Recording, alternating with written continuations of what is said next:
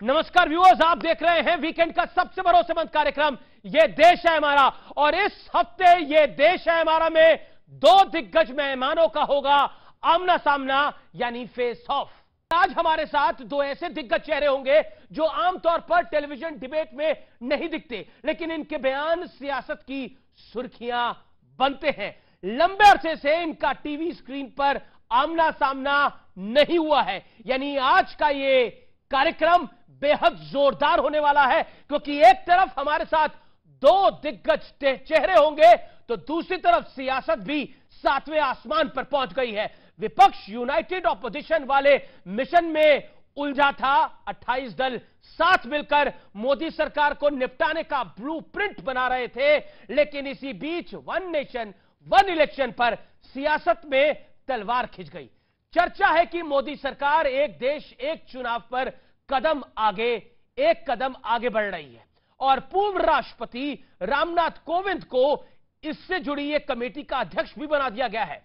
लेकिन दूसरी ओर विपक्ष ने मोदी सरकार के खिलाफ मोर्चा खोल दिया है। विपक्ष का कहना है यह सब मुद्दों से ध्यान भटकाने की चाल है और यह भी कहा जा रहा है कि बीजेपी विपक्ष की एकता से डर गई है, बौखला गई है और नरेंद्र मोदी को हार का डर सता रहा है। नए नए पैंतरे दिखा रही है मोदी की सरकार।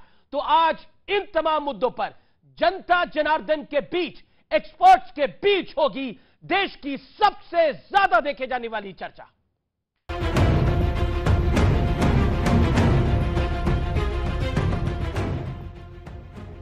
तीसरे संवाद के लिए जब महागठबंधन के साथी मुंबई में मिले तो संवाद से ज्यादा विवादों की चर्चा रही। 14 सदस्यों की कोऑर्डिनेशन कमेटी तो बन गई, लेकिन ना लोगो तय हो पाया और ना ही सीट शेयरिंग पर बात हो पाई।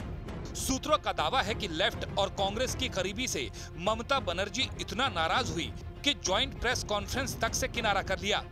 लेकिन इन तमाम विरोधों के बावजूद विपक्ष मोदी को मात देने का दावा कर रहा है कि अभी जो केंद्र में हैं अब वो हारेंगे, अब वो जाएंगे। आने वाले समय के अंदर पूरा भारत इकट्ठा होगा और इस अहंकारी, भ्रष्टाचारी, तानाशाही सरकार का पतन का कारण बनेगा। और अगर हम एक साथ मिलके चुनाव लड़ेंगे तो बीजेपी चुनाव जीत ही नहीं सकती। इस बीच दिल्ली में भी एक बड़ी घटना हुई। मोदी सरकार ने एक देश एक चुनाव की तरफ कदम बढ़ा दिया है। इसके लिए कमेटी का भी ऐलान कर दिया गया है, जिसमें गृह मंत्री अमित शाह, कांग्रेस नेता अधीर रंजन चौधरी समेत 8 सदस्य शामिल हैं। कमेटी की अध्यक्षता पूर्व राष्ट्रपति रामनाथ कोविंद करेंगे। क्या देश के अंदर तानाशाही है? अगर स्पेशल सेशन आपको बुलाना है, आपको विपक्ष को कॉन्फिडेंस में लेना चाहिए कि आप स्पेशल सेशन बुला रहे हैं। वन नेशन वन इलेक्शन देश की आवश्यकता है। ये सुधार मुझे लगता है मील का पत्थर होगा। तो विपक्ष की दिक्कत क्या है कि फील्ड के फिसड्डी और फिक्सिंग की कबड्डी में लगे हुए हैं। दुनिया को और देश को बेवकूफ बनाना बंद करें। देश के एजेंडा पे, इंडिया के एजेंडा पे चर्चा करें। भारतीय जनता पार्टी का वन नेशन वन इलेक्शन में छुपा हुआ एजेंडा है। वो भारत के जितने भी क्षेत्रीय दल हैं उनको समाप्त कर देना चाहती है। वन नेशन वन इलेक्शन ही आज की आवश्यकता है और इसलिए भी महत्वपूर्ण है। बार बार इलेक्शन विकास के कार्यों में बाधा पैदा करती है,